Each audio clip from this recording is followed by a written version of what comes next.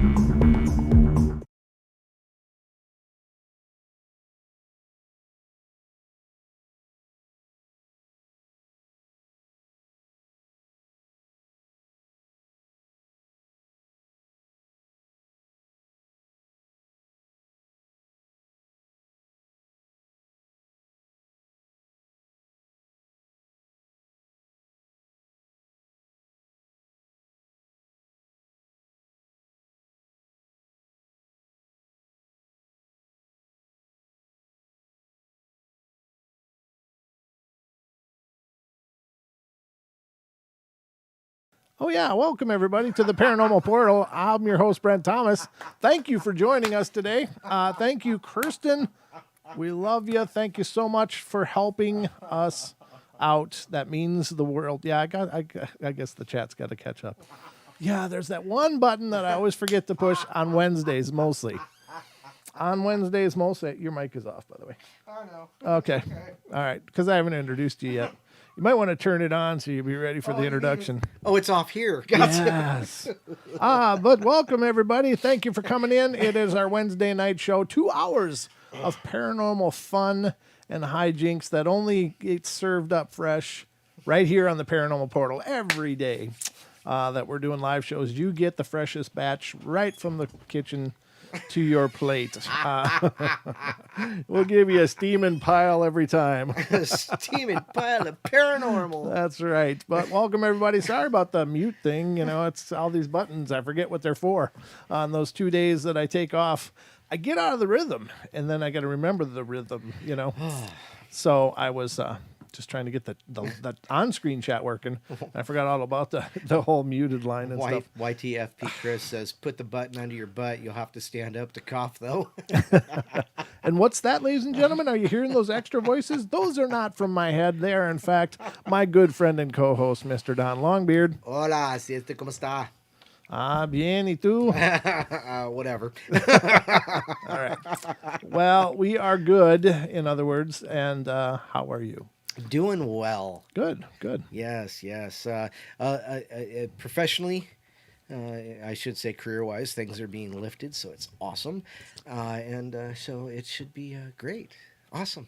So that's the personal stuff. But otherwise, the paranormal stuff is fantabulous.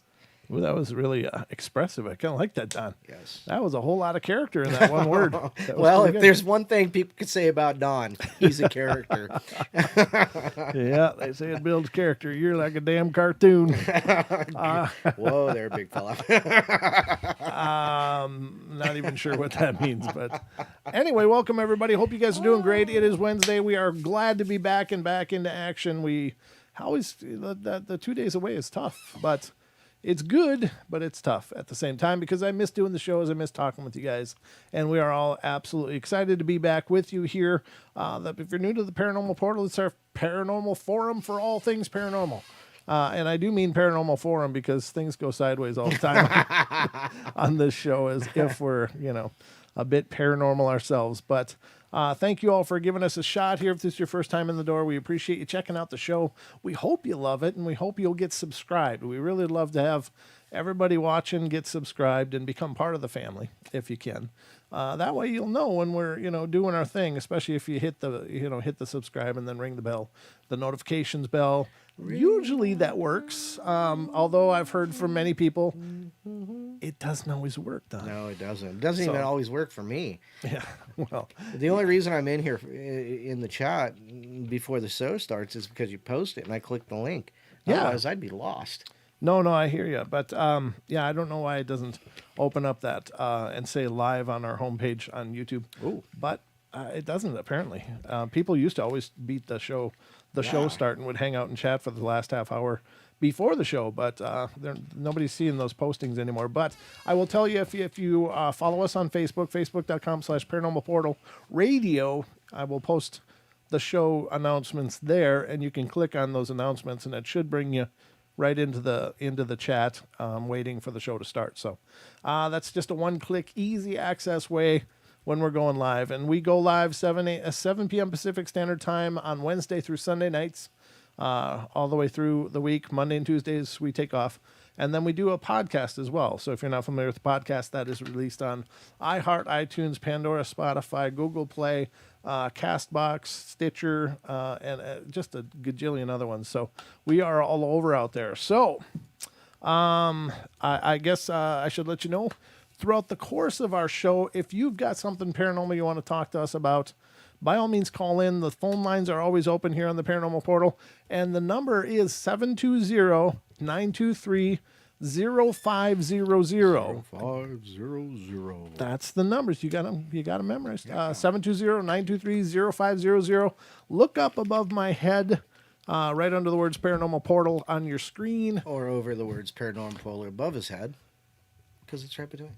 Paranormal Portal. No, I'm talking about the phone number. Yes. Oh, yeah. Okay. Above my little window here. This is my mime box right here, ladies and gentlemen. What do you think? Is it working? Is the illusion holding? Oh boy. I've never tried that before. He's the man in the box. There's a reason they put me in a box, ladies and gentlemen. That's all I can say.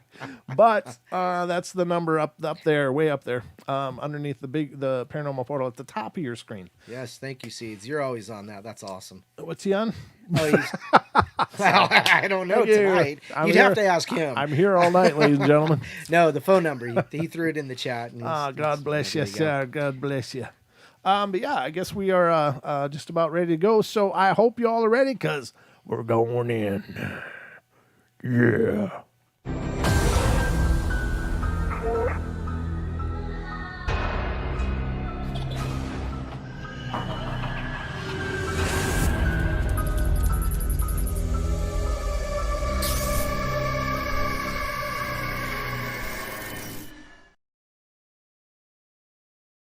Anytime is a good time to call in. Let's start the show with a phone call. As long as the show is going, you can call in. So we'd love to hear from you. By all means, just dial it up, and once you pop on there, we'll just make it happen. Now we're going to cover some bizarre stories about Bigfoot tonight, courtesy of an amazing article by our good friend, Mr. Brent Swanser of MysteriousUniverse.org. And we'll get into that in a little bit, but I'm just waiting to see if the general calls in. Again, 720-923-0500. That is your number for fun. Call for a good time. That's my line. Oh, sorry. All right. Well, okay. We'll just let it slide this time. Jeez. Well, I blew his line. Look on the script on. I've never been good at scripts. Yeah, well, apparently. Jeez. Hey, right. Carrie, how are you? Mr. Carrie Arnold, welcome to the show. Good to see you.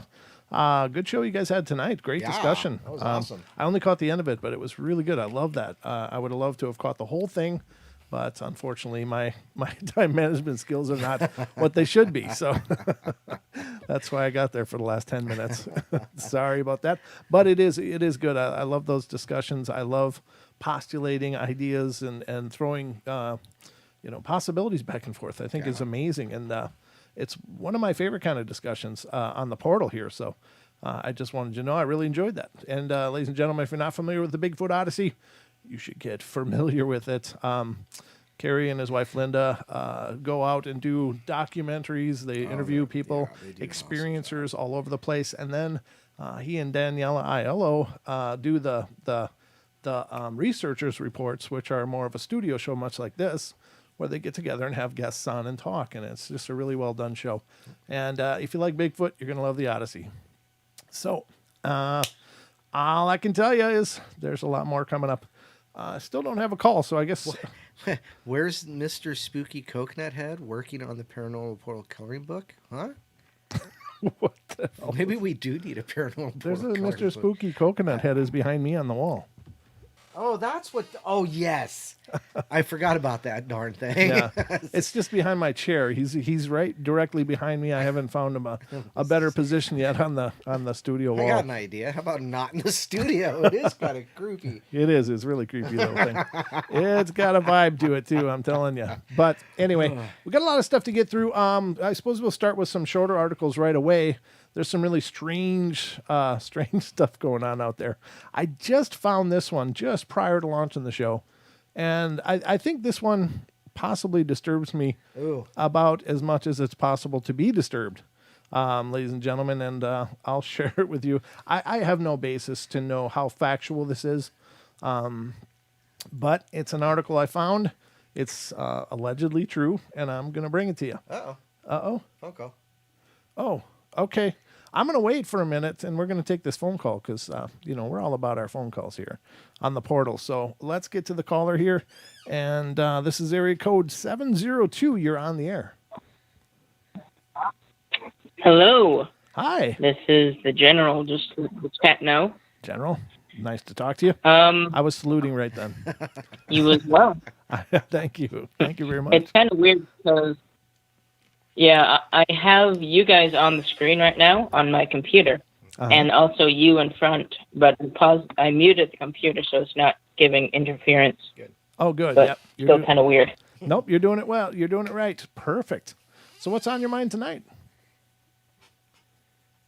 So I was going to tell everyone about my experiences a few years back from what I texted you about. Excellent. Yeah. That My was great story. I'm excited for you to share it. Okay. So just to give a little context, I love the chat. So a few years back, I was working in a fast food joint because it's my first job. Mm-hmm. Eventually, I worked myself up into the manager position, the night manager, and so I was able to have a lot of fun working late at night with the kids I was with. So this one evening, I was, I was in the manager's office with another manager, and we were evening out a drawer. We were closing up shop. Mm-hmm. It was about midnight. We were the only two people in the entire restaurant because I had already locked the doors behind everyone else. I had already walked out. It's just me and the other manager. And so the manager's office is right next to the kitchen. So all the lights are on in the kitchen. Of course, there's no one in there. But, I was just leaning on my elbow. And the other manager's counting out money, blah, blah, blah. Excuse me. And I begin to hear two people talking in the kitchen. And I, pause, and I'm like, what? And so the other manager is, there's the dogs. The other manager pauses and notices, well, okay, what's wrong? And I'm like, I hear two people in the kitchen. Yeah. I got freaking out.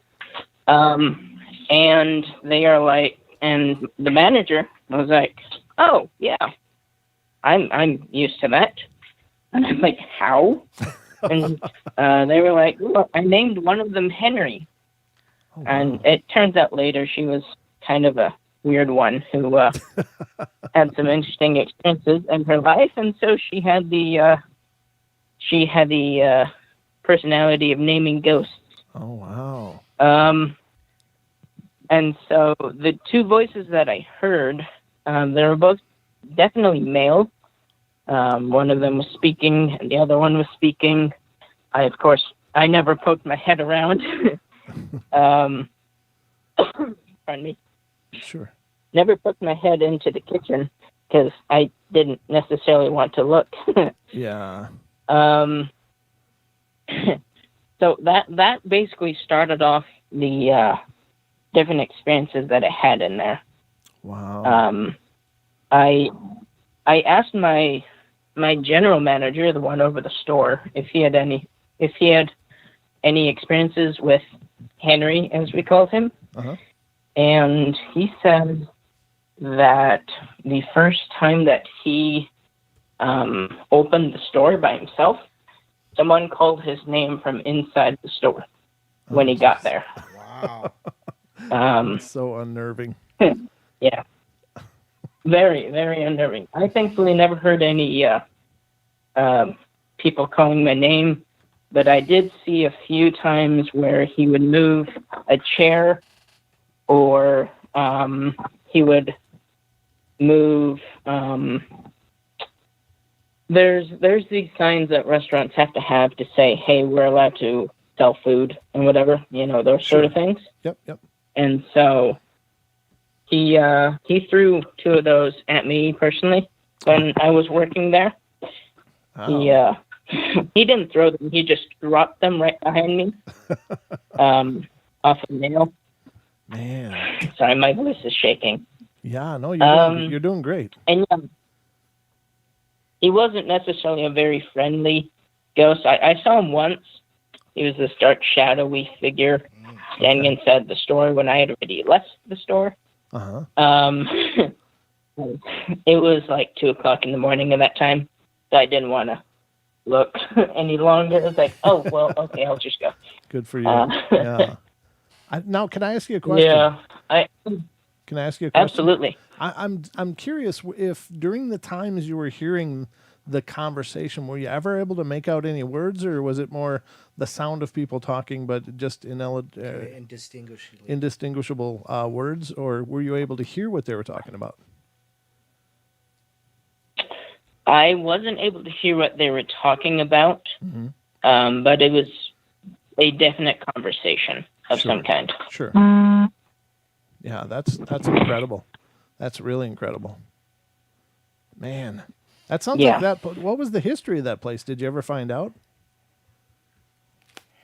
No, but I'm pretty sure I did figure out why the spirits were acting up there. Okay.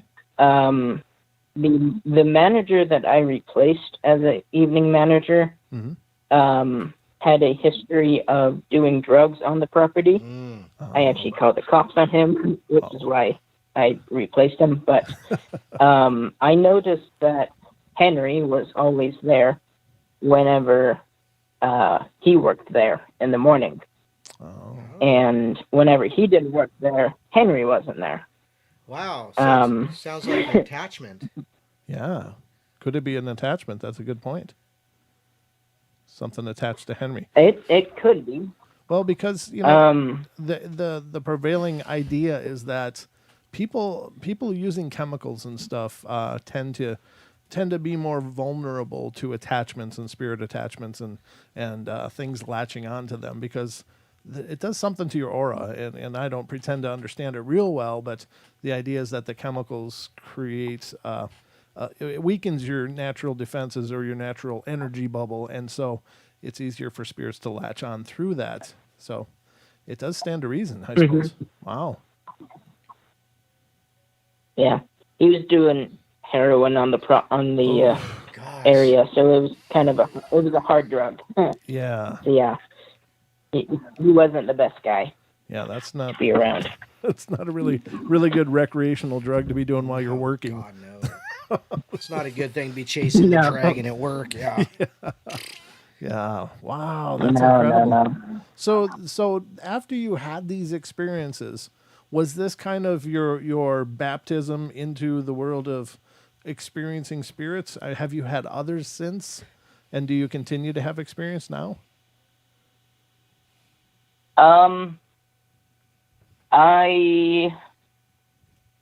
So that was technically my first in-person experience Right. with a spirit. Okay. I've had others. Yes. In May of 2018, May, my grandfather passed away. Oh. And wait, was that May? Yeah, that was May, the end of May. Okay. And so, in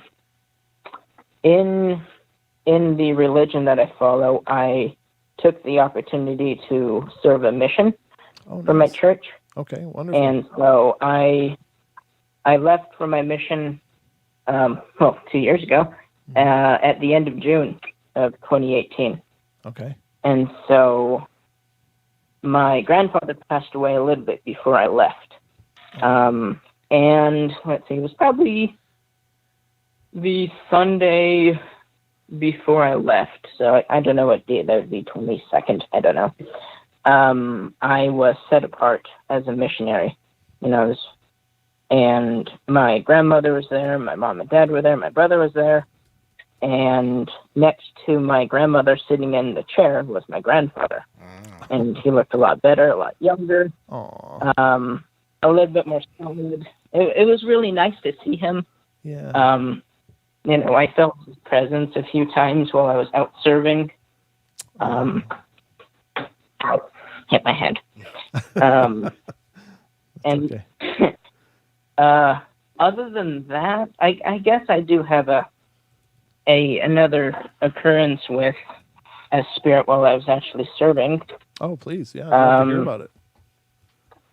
So I'm an avid, I really enjoy drawing sketches and stuff like that.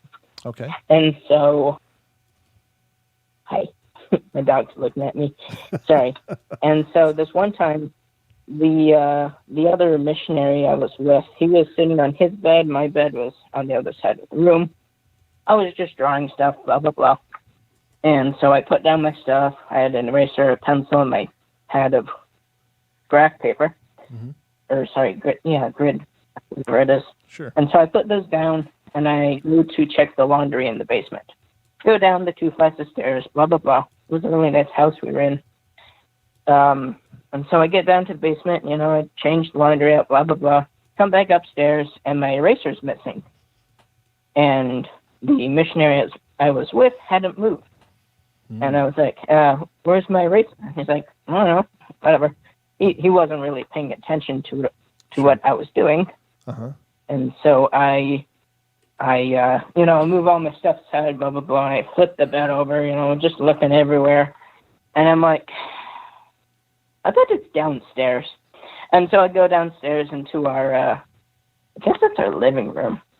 Yeah, I guess it would be our study room, whatever. And on my desk is my eraser.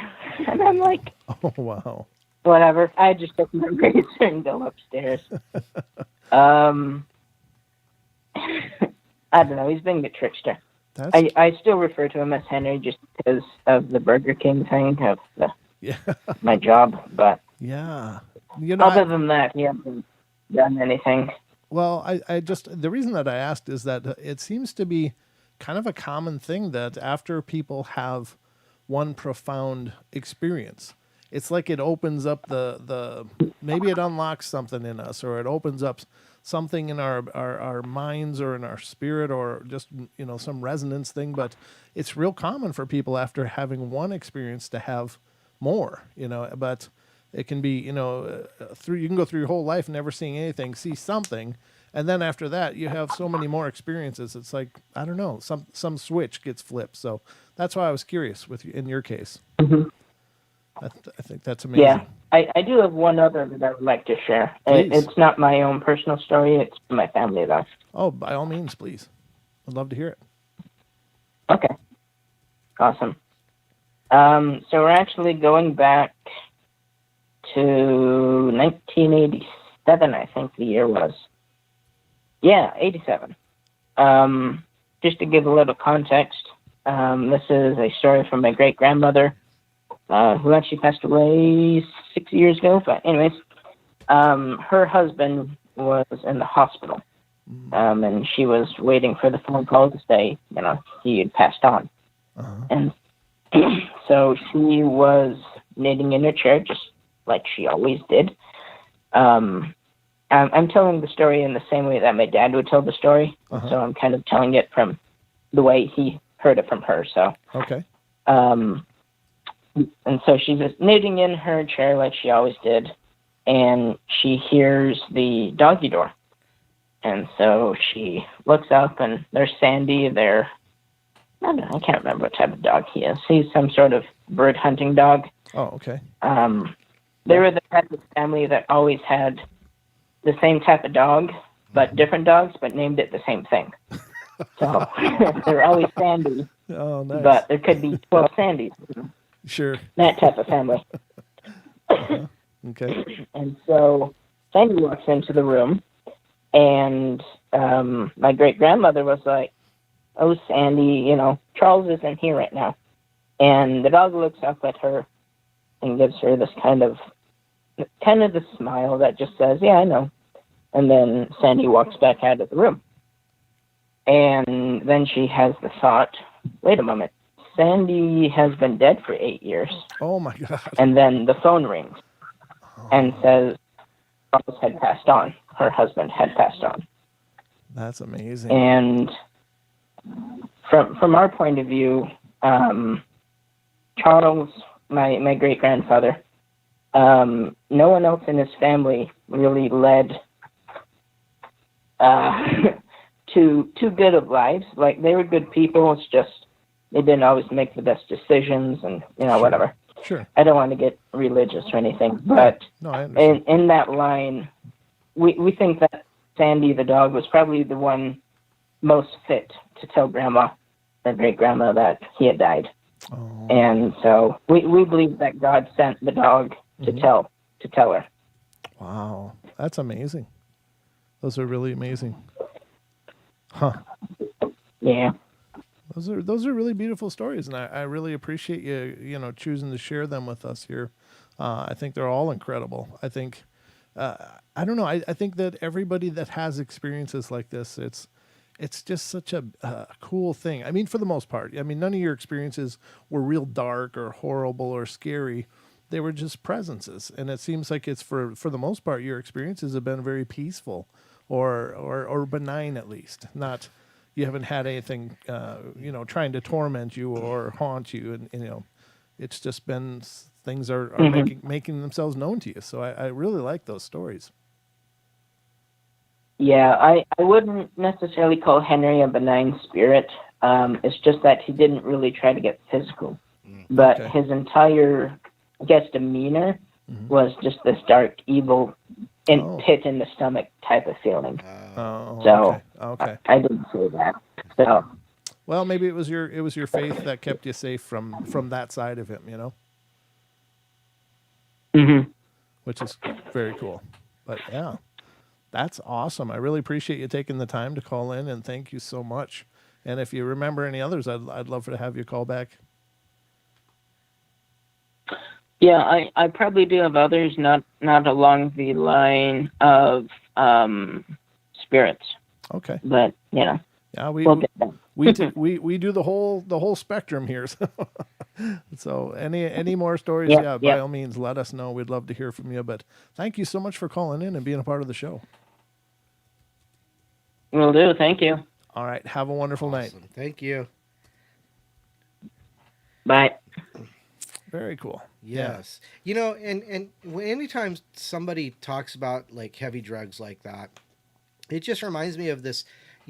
Gosh, I wish I could remember his name. He was on the podcast like last year, and he was talking about spiritual attachments and things like that, and drug use and alcoholism and things like that, and how they lower your vibration, and it attracts those like spirits or whatever that may be, and it really is really. I think it's really a demonic kind of thing in that sense, that the drugs are out there. There are drugs that are good and there are drugs that are bad. And most of the drugs that are bad are man-made or over. Pro- Processed. Or yes, thank chemicals. you. Because yeah. heroin's not just straight heroin. I mean, it's cut with everything under the sun to make it, to bolster it to make more money. Yeah. So there's a lot of stuff in heroin that should never have been there. However, heroin by itself is a hell of a thing, but it really, I think it really does that. I think it really does lower your vibration, and you become an attractor to these things, whatever they may be. Because I've had other people say things like that to me. Oh, I used to be on drugs, and I used to do this, that, and the other, and I would have these really weird things happen to me, and it's like, well, yeah, I mean, Yeah. you put yourself out there, and that's Yep. there you go. I think so. I think I think there's really something to that, and I think that there's just a lot of things out there that exploit that kind of thing. Like they're looking for that Right. weakness, and then they see these people that are just not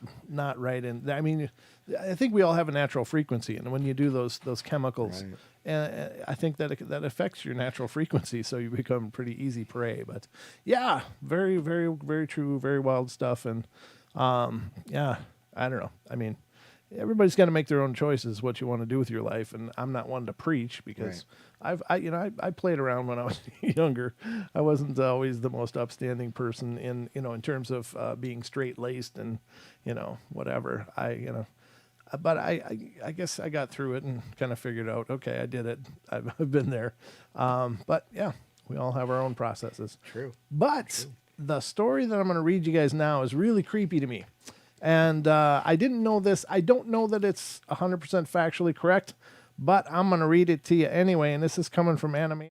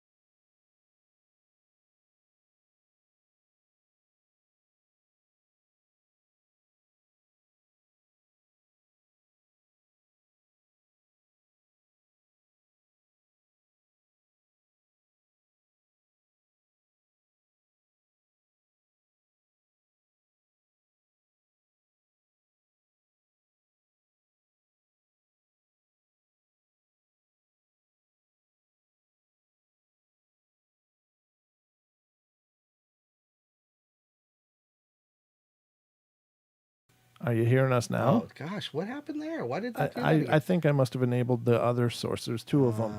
And so, sorry about that. All right. So, let me start over. Here's the article from animealien.com. God bless it. They're all blaming me. Why are they blaming me? I don't drive this thing. Good. No, this article is coming from animealien.com. It talks about in Japan allowed to grow hybrids of humans and animals. I will reread this. Sorry for that hiccup. I don't know what the hell's going on most of the time. So, Japanese scientists have received permission to grow human organs in animal bodies, which in fact is permission to create hybrids of animals and humans. So I know that they've been growing.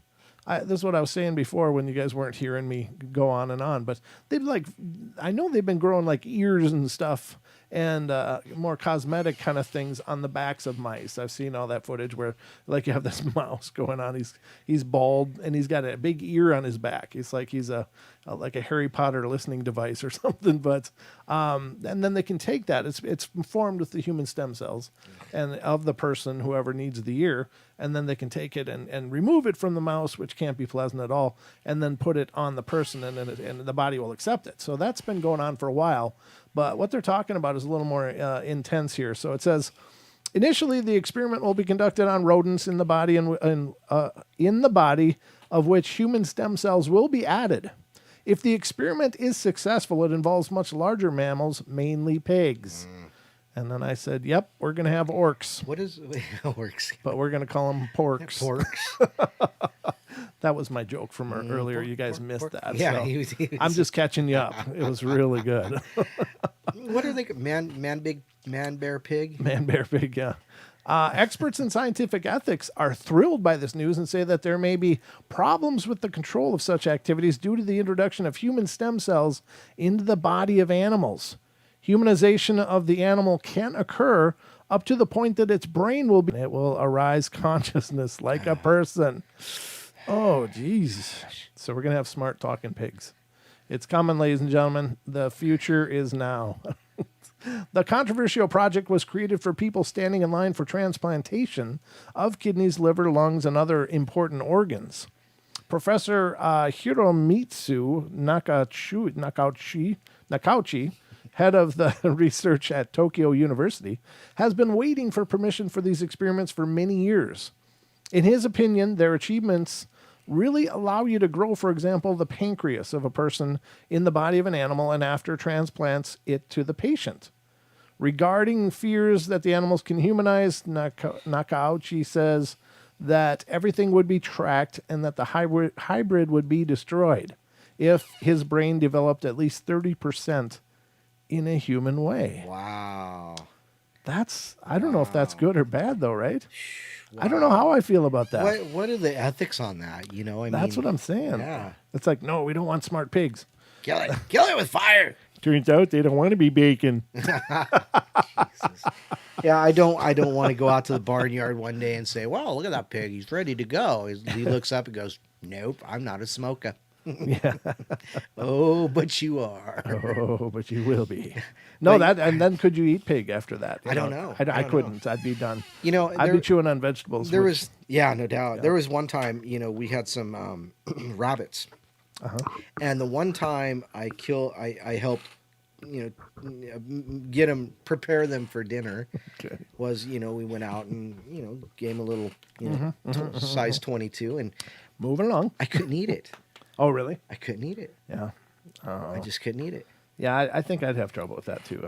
I mean, if I'm going to slaughter pigs or slaughter chickens, I take them to somebody who slaughters chickens and just trade them. They're already done ones for my new ones. Here you go. Yeah. I can grow it, but I really have a problem killing things. I know that's me too. I do too. All I can say is I don't know about things like this. This is really concerning because if it is developing as a process of our experimentation, right?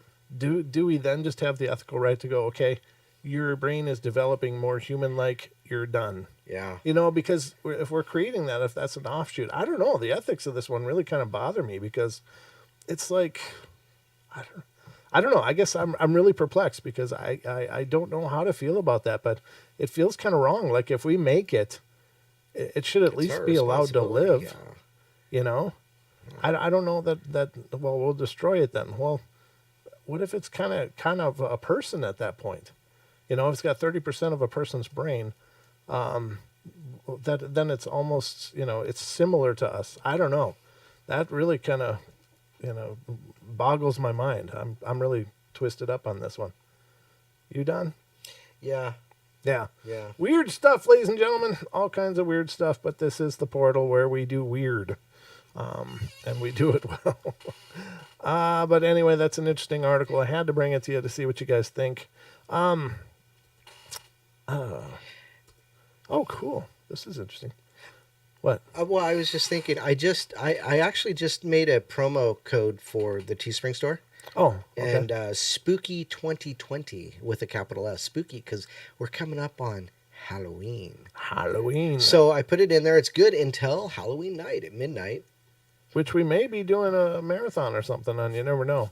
When I did- think we're going to when do did we something. talk about well, we that? didn't really. I'm just kind of talking now. How would Wait you a guys minute. feel? Would you like us to do another parathon? Oh my God, 8 hours. Wow. I don't know. It doesn't necessarily have to be 8 hours, but yeah. I don't know. Cameron says, "Let it live. Give it a smartphone. Oh God. Let a Googway eat it." Yeah, I don't know how I feel about that. That's pretty twisted stuff, ladies and gentlemen. I don't know. If you do a marathon, I'm dropping by. Yeah, you are, for sure. You can come in and hang out with us. Chris says half a parathon. Half Oh, a he marathon? said parathong. Yeah, well, you can, Oh, that's right. It's also a full moon.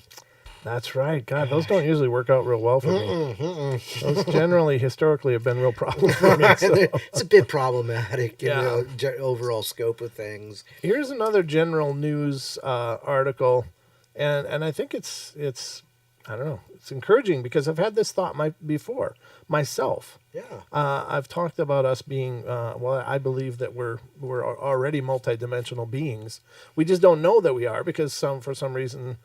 Whether that knowledge is locked down in our heads due to whoever made us or however we were made, and I'm not trying to get into a philosophical debate, but we hear about things that are multidimensional entities, and I thought I think we are because people have out of body experiences. Right. They astral project, and the astral realm is another version of reality with its own laws and rules and stuff. So it's like another dimension. And then when we dream, we're going places, and we have these lucid dreams, and we can control it. And these are very real experiences when they're happening, and those are, quote unquote realities. And so I'm thinking, maybe we are already multidimensional beings, but we just have forgotten that for some reason. And so that's just a theory I've had. And now I've just found this article right now. It says, new theory suggests that we travel to parallel universes when we dream. It says, we've long been fascinated by the concept of dreaming and what it may reveal, with many different theories ranging from psychic glimpses into our future to a glimpse at our innermost thought and desires. Scientists are more interested than ever in understanding this phenomena. Every night, humans get an average of 6 to 10 dreams. Oh gosh. I don't remember any of them. A few minutes after being awoken, these dreams are usually forgotten. However, what if there's actual meaning to dreams that would make them more lucrative to remember? Have you ever experienced a dream that was so real and lifelike that you felt like you were literally there in the moment? Yes, many times. Mm-hmm. You can feel the breeze on your face, smell the fresh cut grass, the taste of the food that touched your lips. These realistic dreams feel much more than just a creation of our imagination. A new science-based theory might actually reveal this to be true. Modern science, as well as Native American tribes and Mexican nations, believe that we, or at least our brains, visit a parallel universe when we dream. This would explain why humans can dream in color and can sense with all 5 feelings what's happening within this dream. It all starts with the existence of the multiverse, the idea that our universe isn't the only one out there. In fact, it's just one of very many. Within each of these universes is a new reality, one that, while similar to our own, is altered in some way by the decisions that we've made. Interesting. This concept that scientists have entertained and explored for many years, however, a controversial 2010 study revealed evidence that there may actually be other universes in existence.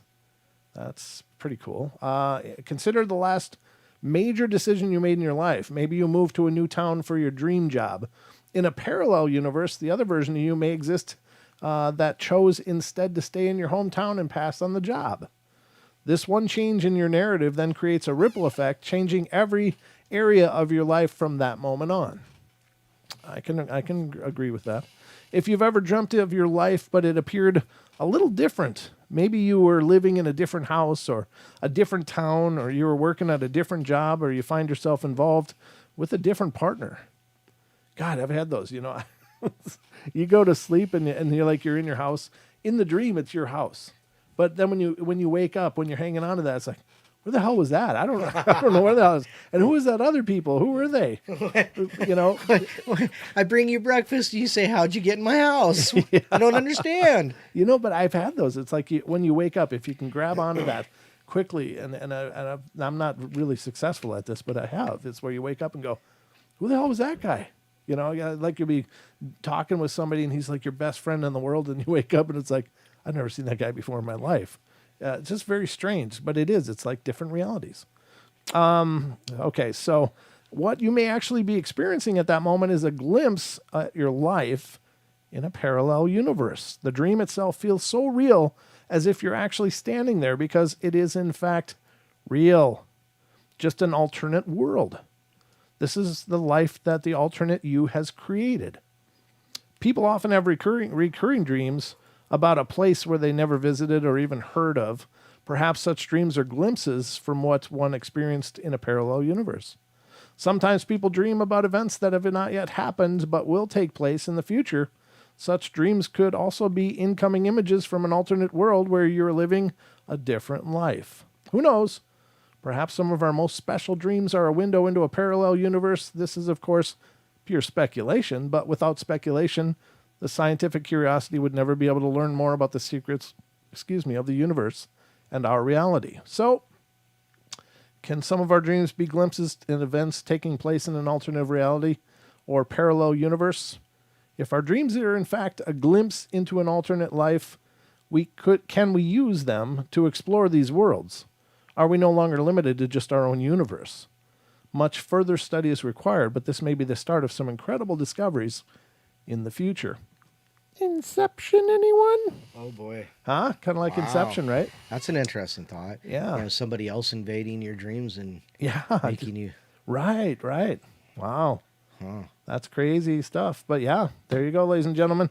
I had this theory myself, so it's kind of neat to see that it's being explored. That's exciting. We may already be living in different places. Where the hell's my mouse? There it is. I don't know. Maybe it went to the Parallel Portal. I hear you. Paranormal Portal Publishings, Inc. Am I starting another business, Barry? I didn't even know about what's going on in there. All right, so we've got that. I think we should get into this article. What do you think, Don? Which one? Mr. Brent Swanson. Oh, certainly. All right, we're going to dig into an article by our good friend, Mr. Brent Swanson, who is, I'm a big fan of his work. And Yes. he and I have recently gotten to know each other a bit on social media. And I'm really happy to promote his work because he is, like, seriously, He's kind of epic. the premier paranormal journalist out there, in my opinion. No, but I mean, there's other great writers, don't get me wrong, but I just love his comprehensive approach to his articles and the fact that he does such a good job. So what we're going to cover now are some very bizarre accounts of very close encounters with Bigfoot, ladies and gentlemen. Now, to all our Bigfoot fans out there, this is for you. We had covered one of these that he had written before, but this is a brand new one. So this was published in mysteriousuniverse.org, ladies and gentlemen. And we're going to get into this, if you are all ready. Take a drink quick. All right, I think I'm ready. Hang on. Okay.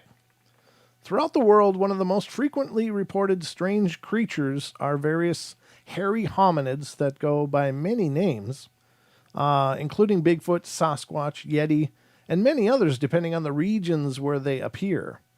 Such reports are already inherently odd, often very bizarre indeed. But there are those reports amongst these that are very special, or are especially bonkers, launching it all even further into the fringe realms of the weird.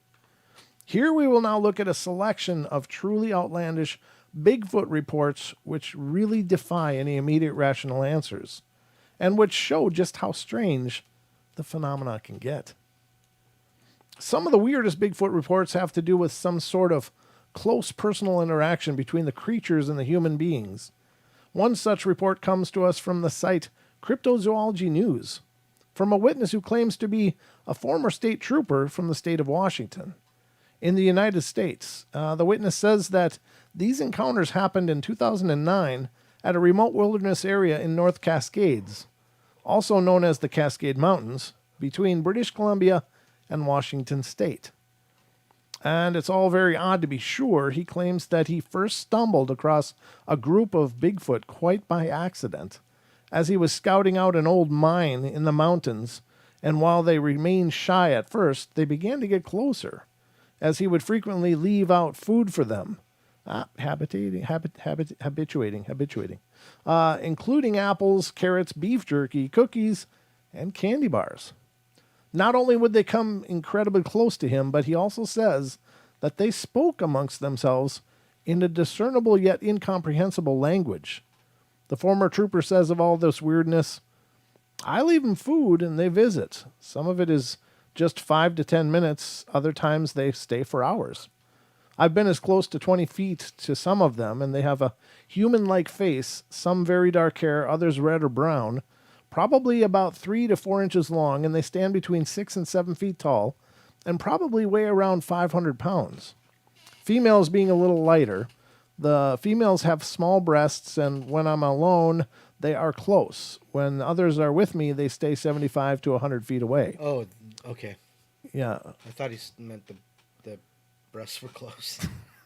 Sorry. Stick with me, Don. Stick with me. We'll get there. Females come the closest to me. They like some people, and some they do not. They sounded similar to Native American and Asian mix. I'm not in the forest to seek them. I look for something else. However, they appear to be getting closer to me each time. I do not try to take their picture or bother them in any way, and I think they may be a primitive human species that we know very little about. They appear to me to be very intelligent. Wow. A very similar account comes from yet another former state trooper, this time in the state of Michigan, who has also encountered Bigfoot-like creatures that he feeds, and which he claims he has taken others to see. He also claims that they have a language and that they will try to communicate with him and anyone he is with at the time, in a language that sounds eerily similar to Native American Salish. He says of these bizarre encounters, it usually happens at night, 3 a.m., but sometimes during the day they follow me now when I'm in their area and after I have left them food. They always follow uphill at my blind spot, like a soldier does. Sometimes they just stand away from me and look at me. And this last time there were 3 other people with me. Heard whoops, then large rock lands 40 feet away. Wow. From us, and the brush crashing. Then one individual, 7 feet tall, 100 feet away, looking over three fall. Looking over 3 fall. I don't know what that means. 7 feet tall, 100 feet away, looking over 3 fall.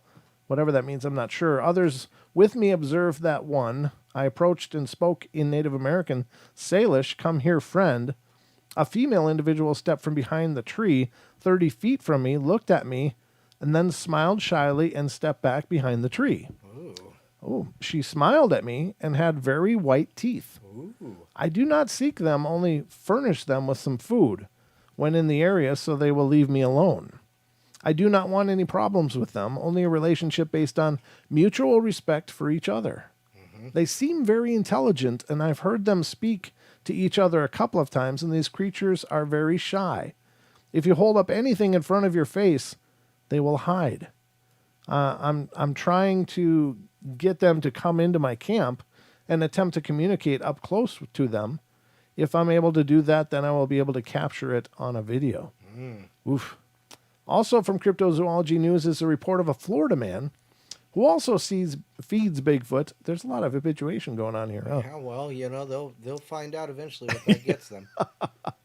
Apparently it goes real south if you don't show up. The witness is from Fort White, Florida, and says that a pair of skunk apes, the Florida version of Bigfoot, frequently lurk about his property. The witness told John Bird, manager of the property, that he feeds the 2 skunk apes regularly, and Bird would say of it, he was speaking about sighting 2 different individuals, skunk apes here, on the property, just down from where we are, And he said that they were pulling the Spanish moss from the trees and eating it.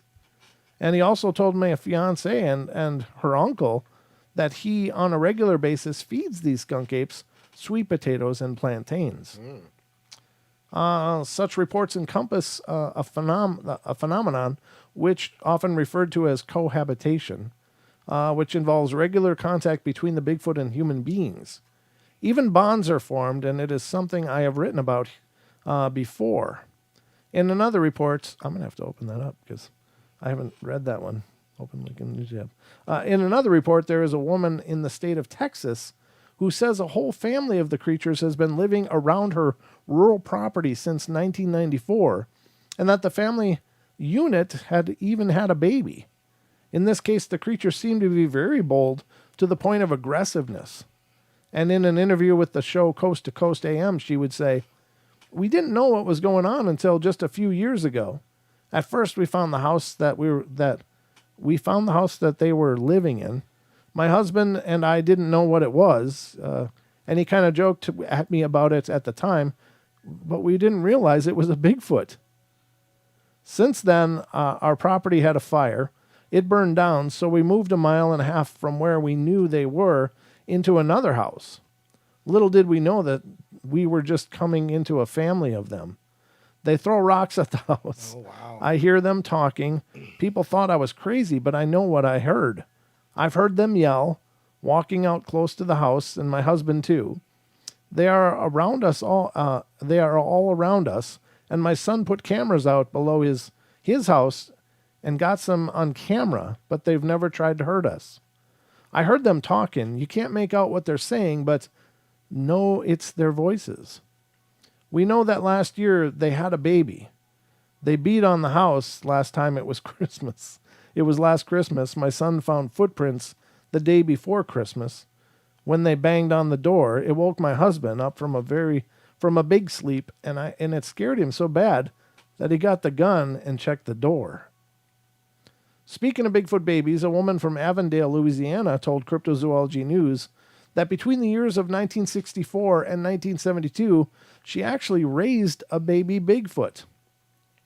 She says that she found the baby abandoned on her remote property in the swamp and described the creature as being about 20 pounds and with a hairless face that did not look like a human's nor a monkey's, the witness says. "He was so little, so cute. I had to do something about it. He was so defenseless, laying next to the mud and water, curled, crying like a baby. His parents were either dead or they had abandoned him. He accepted me as a friend right away. I took him home only for 3 nights to nurse him back to health. He liked tomatoes very much. He'd take them away from my hands and eat them whole. His favorite ones were brandywine, although he seemed to enjoy the cherry tomatoes too. He was my friend, even though he couldn't speak well. Sometimes he'd say words I taught him in English, words like tomato, food, love, and hungry." She says she nursed the Bigfoot back to health to the point that he was ready to go back out in the wilderness, but that even then he would come around the property. And one day he even brought a friend, of which the witness says he brought a friend with him. At first the other guy was shy, hiding behind the bushes, but little by little he began to trust me too. So there were sitting on my porch 2 Bigfoots and I having dinner under the moon. When people in town began using the CB radios, the Bigfoot didn't visit as much, and then I had to move out because of my age, but I know they're still out there, a big group of Bigfoots. I taught them about hunters and other people that might hurt them, and not to trust any humans. Well, that's probably good advice.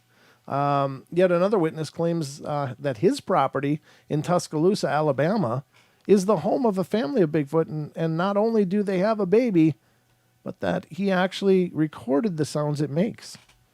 Marty K. Scruggs, an Alabama minister from the North River area, claims that she made the recordings one evening as she was in her room watching television. She says that her dog would go off to engage, only to be sent running by a protective mother Bigfoot. And she says of the surreal events that would play out surrounding the recording, "My bathroom is on the back side of the house, and I always keep my window open to let a little fresh air in. At about 10:27 p.m., I could hear something out back, and it was loud enough that in the next room with the TV going, I could hear it. At this point, it was crying continuously. The whole time I'm standing there and I'm thinking, where is Sledge, my German Shepherd? He goes 90-0 when he hears the slightest noise, and I believe it's the baby Bigfoot. If you listen closely to the audio, at one point it sounds like it said, hey. From the start it was crying steadily, and then like it was being comforted like a mother would comfort her child. Slowly it got quieted down and stopped crying. That's when I heard Sledge, the dog, jump off the porch, barking and charging down there, and I guess he thought it was gone. I believe when he got down there, he got hit. I believe Mama Bigfoot hit him, and he lets out a loud yelp, barks one more time, and then runs to jump on the porch again. After Sledge came back up to the porch, I ran downstairs to check him out. He had no bite marks or claw marks, and that's how I knew he'd been hit. Had it been a bear that night, well, Sledge would be dead if he got close to her cub. Whatever it was down there with it had to be big and bad for him to be scared of it. Like a mama. I believe it was a female Bigfoot with her baby. German Shepherds are very sensitive to different types of sounds. Also, Bigfoots can mimic different animals and birds. So you can hear strange audio recordings here. I'm going to look at that and see if it's something we can use or not. I don't know, but we'll look at it. What do you think? Perhaps even more off the wall? More off the wall than any of these accounts is that of witness named Jason Richardson, who contacted Cryptozoology News about a very outlandish experience in which he had allegedly been actually kidnapped by a Bigfoot. Bum, bum, bum. Yeah, he says that during a hike in the wilds of Northern California at Mount Talek in the rugged wilderness of South Lake Tahoe, he says that as he was making his way along the trail that he heard a sound like a guttural human baby voice. Before he suddenly lost consciousness and awoke within what appeared to be a cavern. He had no memory of how he had gotten there, and his head was filled with pain. But this would soon turn out to be the least of his worries. He would say of the complete outlandish events that would transpire, when I woke up, I had no idea where I was, and my head hurt wonders. What? Nothing. Oh, okay. There were two big bear-like creatures standing up, seemingly arguing with each other in that same guttural tone of voice I had heard earlier back on the trail. I felt the back of my head and noticed I had some blood. Something or someone had hit me hard enough for me to pass out and then carried me along the trail inside a small cave or something. Their paws didn't have claws, and I can tell they resembled human features. To be honest, I wasn't able to make out fingerprints or anything, but what struck me hard was that they were completely hairless up to the elbow. Their torso and legs were covered in thick red hair, and their feet were even hairier. I couldn't see any toes, no nails either. I was terrified and had no idea what was going on, and it looked like a nightmare or something. I thought maybe I'd eaten something wrong or the water had gone bad and I was hallucinating, but I wasn't. And what I was watching was real. My hands and ankles were tied up with some type of plant material. They stood tall. I calculated probably between 8 to 10 feet. And I wasn't able to see their heads well. Then they approached me, and I I pissed my pants. I don't blame them, though, really. Me neither. I think I would definitely do that, too. I mean, that's about the only option you got. I can sit here and do nothing, or I can piss my pants. At least I'm doing something. At least I'll be warm. Wow. Literally, and I'm not ashamed to say this. I was so fearful. I had no idea if this was it, And that's when I saw their heads. Their necks were hairless, and they reminded me of vultures.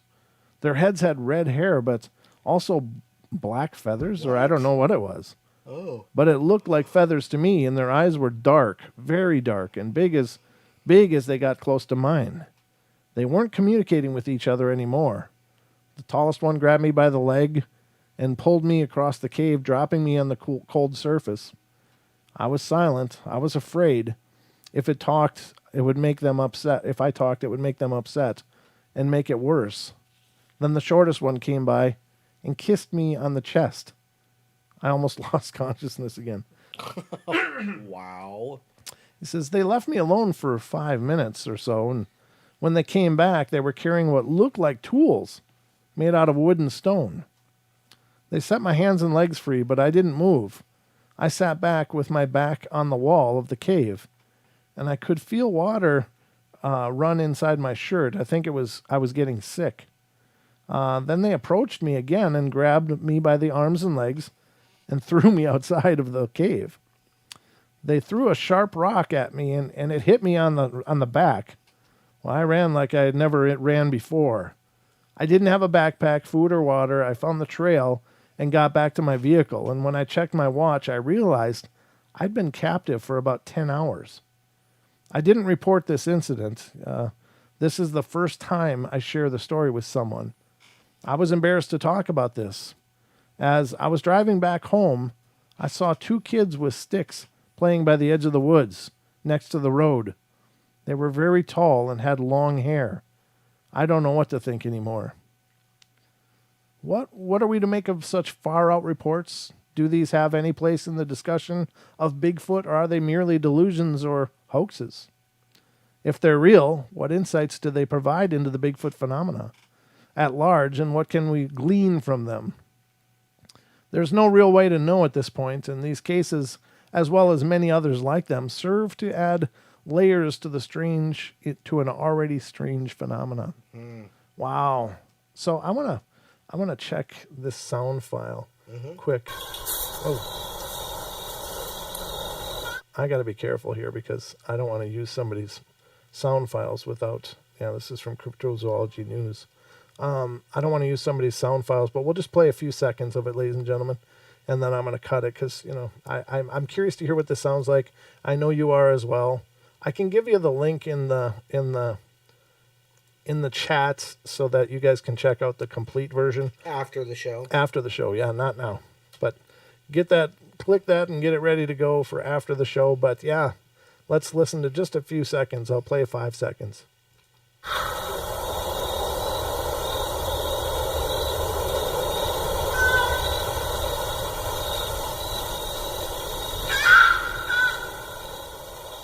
Okay, so that gives you an idea of what that sounds like. I don't know. Play the last 5 seconds. Just might as well play some more. I'll start it here.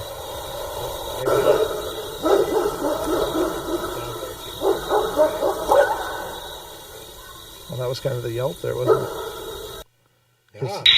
Oh, Wow. what the hell's going on? I gotta close that. That sounded like the dog yelp, like she was talking about when he got hit. Yep. Gary said something about maybe infrasound. Oh, there you go. Yeah. Yeah, that could be. That could be, especially in that last story where the guy heard something, and the next thing you know, he was in a cave, and it's like, he could have been zapped and didn't realize he was thumped on the head because he was in such a state. So he was on the trail and then heard a weird baby sound, guttural baby sound, and the next thing he knew, he was in a cave with blood on the back of his head. So, yeah, that could very well be. Yeah, I thought it was interesting. The one that said that he said, "Come out, my friend," in Salish. Yeah. And the female Squatch pokes her head out 30 feet away and smiles. Now, yeah, I mean, because there is a history, ladies and gentlemen, of them trading with certain tribes. Certain tribes have a history of trading with the Bigfoot or the hairy people, as they call them, or whatever terms they actually use. But they were considered another tribe by the First Nations.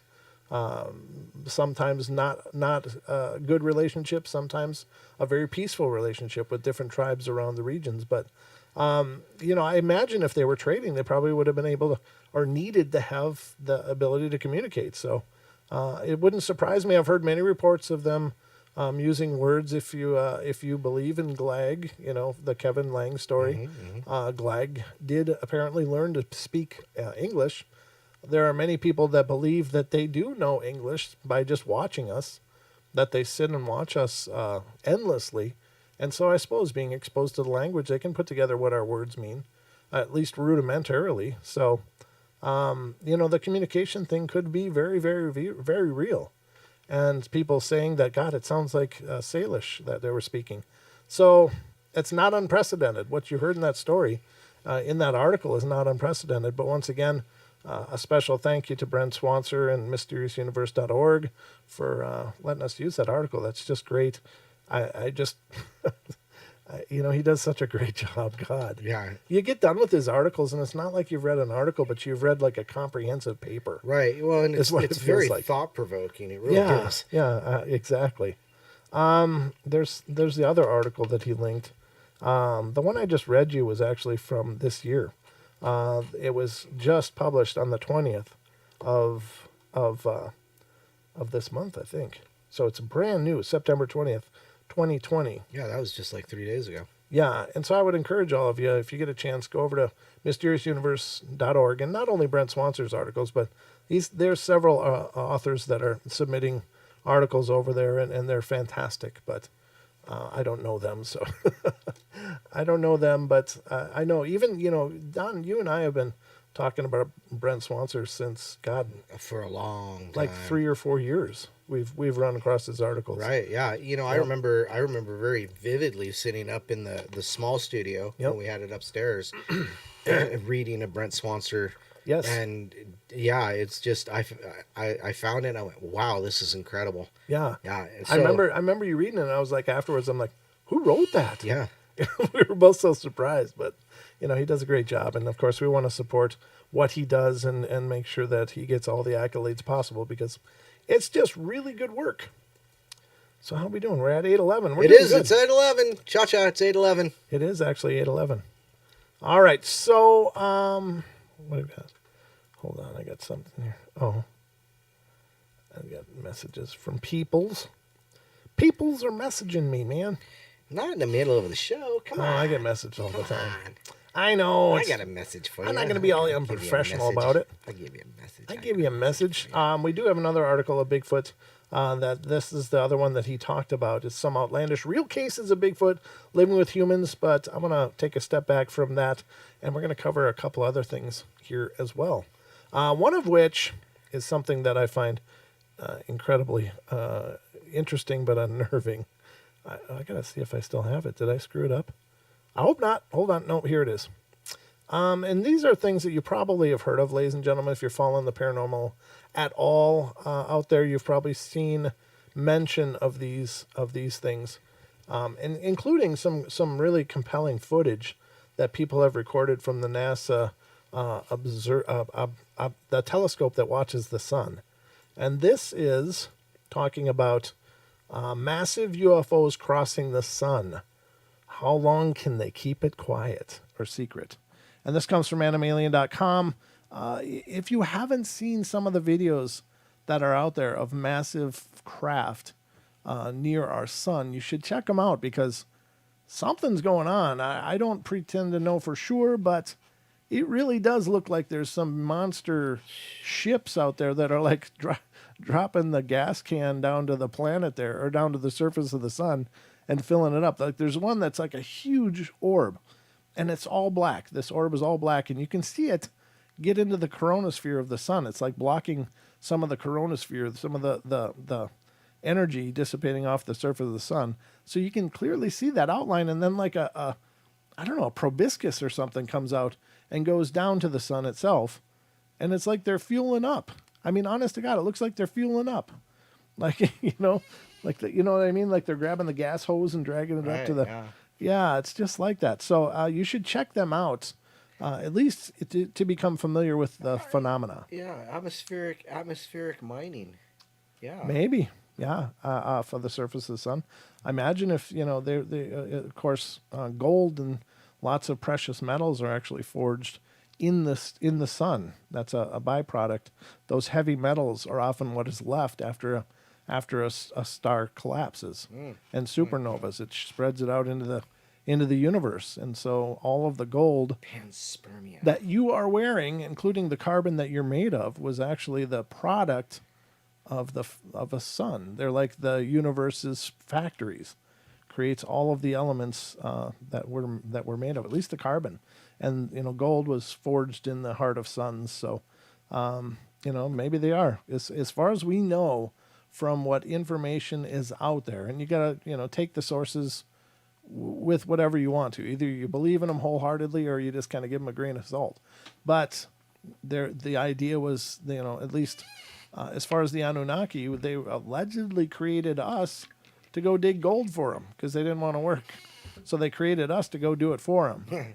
And it kind of stands to reason, too. Whatever they're using gold for on their planet, who knows, the Nibiru, Planet X, they apparently need it to keep their planet alive. And I'm not sure what's going on or how they broke it, but they need gold for that. And so the whole idea was that we were a slave species. And you got to wonder, when you think about it, why are we so enamored with gold? It's almost like it's programmed into us. So there might be something to that. Because when you think about it, gold, as far as metals go, is a pretty useless metal, unless you're building, conductors. It's pretty, of course, but we just have this real desire to have gold. And it's almost like it's programmed into us. So not that that you should believe that or not, but it is curious. It's why are we so fascinated with gold? And if you look through the history of an entire history that we know of human beings, gold has always been the central commodity at the center of every civilization past the Stone Age. It's like gold. Yep. Gold. It's all been about gold. And the ornaments, the currencies, it's always been the precious thing that we covet. So it is kind of curious. So it does seem to be ingrained in us. But let's look into these massive UFO crossing the sun. For how long can it be kept secret? There's a cosmic cover-up of the highest order, but for how long can they keep the existence of UFOs in space secret?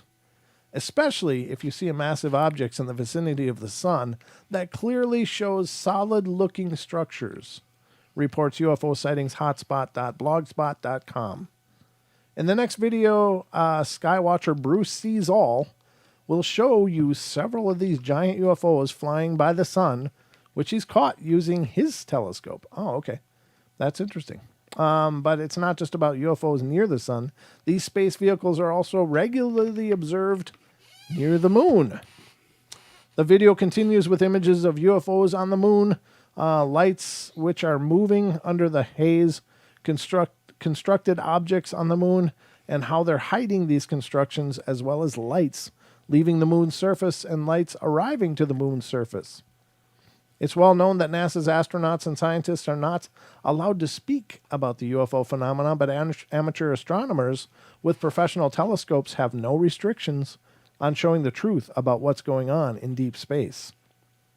But there isn't a video. I guess we could look through part of this again.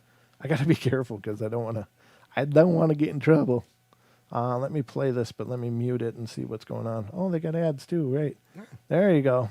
Look at that. Let's see that again. That's pretty interesting. Oh, good Lord. Here we go. So this is his, oh, good grief. I went back too far. Bruce Sees All. I got to give him credit. It's nice job. Come on, dude. There it comes. There's an object passing through the sun. And that, if you look at the size of that, this is the sun. Whatever this is, that's huge. This has got to be like the size of a small planet. It's got to be like several Jupiters. It's not a small planet. No, It'd be it's enormous. not a small planet. You're right. I take that back. Yeah, but interestingly, here's the interesting thing. Look at that. And here's this should have. Now, obviously, the sun's going to have a huge gravitational field. Interestingly enough, it doesn't really seem to be affecting any of this, I don't know, coronosphere, whatever the spheres surrounding the sun are. But you would think with a body that big, even though the sun is so much bigger, that you would see more gravitational interference with whatever area this is in. I mean, it does create this elongated bubble around, and I don't know, that's very weird. Wow. But that's kind of what I'm noticing first. You would expect to see some of this stuff kind of caving in or something, due to that introduction of a huge gravitational body in that region of the sun. So I don't know. That it is strange though. I mean, I don't doubt that it's actually there. It's just very weird. Look at that. Boom. So very cool. And that's all I'm going to show you guys on the show. I can get the link and copy it so that you guys can go check it out yourselves. I don't want to get outside of fair use here, so I'm trying to be real careful about the amount that we show on the show, because I don't have the permission of We like being here with you. We like having a show. So I want to avoid any rubbing anybody's, but I do want you to go check it out. Support the guy's channel. Obviously, he's got a lot of stuff on his channel. He does. That every one of you guys would probably be very interested in. So at least we can do that to support his efforts, because that is very cool. So that link is there for this video. Check it out on your own time. Hopefully don't check it out right now After the show. because we're still busy here. We're still going. But there's many other sources that are catching these anomalies in the sun, around the sun, going in front of the sun. What are they? I don't know, but whatever they are, they're obviously enormous, huge. Now, the question that I would have is, could this just be much closer to the Earth than it appears? It looks like it's going right through the Yeah, it looks like it's moving the atmosphere around it, and that's why it's got that halo on the top side of it. right. But could that just be a lensing effect from a body moving in front of the camera? Could that be some distortion of just the fact that something's moving through the field of vision? I don't know. I don't know what's all of the dynamics, but that's certainly something to consider when you're looking at things like this. But it does, for all intents and purposes, look like it's passing through at least that atmosphere of the sun. So, and how amazing is that? Now, there are UFOs reported on Earth, right here on our own Earth, that allegedly go right into volcanoes. And there's lots of footage out there of people filming anomalous objects going into and out of volcanoes. Titan says that's the Death Star fueling up. Yeah, it could be. Could Wow. be. Luke, fill it up. I don't know, but it's very strange. Whatever these things are, they're enormous. Absolutely enormous. Okay, so I thought you guys would like to see something about that. If you're not already familiar with it, then get familiar with it. It's very interesting. I think it's incredible. But we got more to get through here. So I suppose we can, where's the other thing I was going to go through before? And then we can get back to Mr. Brent Swancer's amazing work. He is like the new superstar of the portal. I know, huh? I just really like what he's doing. All right, I think that was it for that one. I had to go check over here. Oh, here, this is the thing that I wanted to point out. Yeah, here it is. I don't know about this, ladies and gentlemen. Oh, we got a phone call? Yes, we do. All right, we got phone call here. Let's get to the phone. And this is area code 320. You're on the air. Hello. Hi. How you doing? This is Great Lake Sasquatch. Oh, hey, how are you? Welcome to the show. Pretty good. Thanks for taking my call. Oh, yeah, great. Thank you for calling in. What's on your mind tonight, brother? I thought I would call in and tell you about, you're talking about the big UFOs. Yes. I thought I'd just share a quick experience with you. Oh, please. Back in 2011, me and a buddy were driving home at about 1 in the morning or so, and it was kind of drizzling out, and we were driving through the countryside. Okay. And I was driving, he was in the passenger seat, and as we're driving, the whole landscape lit up. Oh, wow. And at first I thought it was like just a bright flash of lightning, right? Uh-huh. And so driving along there, look out the passenger window, and there's this giant ball. It was like a solid craft, but it was completely illuminated with like kind of a greenish plasma-like light. Oh, man. And it was the size of like a football stadium. It was huge. Oh, my God. And it was like maybe about 100 feet off the ground, floating over a field. And it started strobing, I was trying to pay. My buddy got a better look at it because he was, passenger. I was driving, so I had to keep looking back to make sure I was staying on the road. I didn't even think to stop. I just kept driving for some reason. Oh, okay. But I kept glancing over at it, and it started strobing. You ever been in a room with a strobe light and it kind of bugs your eyes out a little bit? Oh, you know? yeah, absolutely. It was kind of having that effect on me. It was kind of bugging my eyes out, and I was blinking a lot, trying to deal with it, I guess. And I looked back out the window at it because it would have been out the passenger side window. Okay. And as this thing strobes, it shot just straight up in the air, straight into space, and the whole thing was completely silent. There was no noise associated with this at all. Wow. Just completely quiet. But how close? I figured I'd share that with you since. How close do you think? Like how far away? Yeah. It was pretty close. The thing was so huge, and it was at night. Right. I'd guess maybe between a half mile and a mile. Wow. And we were in like central Minnesota, so it's pretty flat, just farmland. Yeah. So there wasn't like a lot of trees or anything obstructing our view of it. Right. Yeah, I'm a Minnesota native too, but that's crazy. Wow. Any missing time or anything like that? But yeah. I mean, you didn't. No. Okay. So it was just seeing it and then it was gone. No missing time. We just observed it, and then after the whole ordeal lasted about maybe a minute or so. Jeez, that's a long time. And then the rest of we had about 15-20 minutes before we got back to town, and we were just all jacked up. We were just trying to figure out like what the hell was that. Yeah, no kidding. And then after that, my buddy didn't want to talk about it anymore. Like, if I bring it up and it's just me and him, he'll talk about it. But if there's anyone else within earshot, he'll pretend like it never happened. Wow. Yeah.